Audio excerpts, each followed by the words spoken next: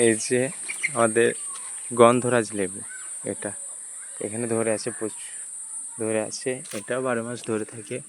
এই যে মাটিতে ঝুলে আছে, ওইতে ঝুলে আছে।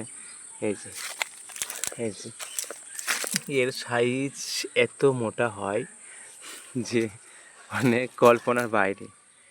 এই লেবুটা প্রায় 500 থেকে 700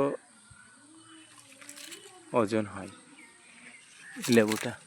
এই যে এখন কাঁচা ছোট, এখন তবুও ছোট, তবুও এখন মোটামুটি 200-250 গ্রাম হয়ে গেছে।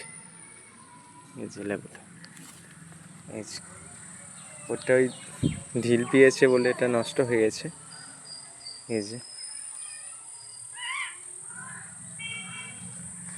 এটা গন্ধরাজ লেবু, খুব সেন্ট, শরবতের সাথে খেতে টেস্ট ভালো লাগে।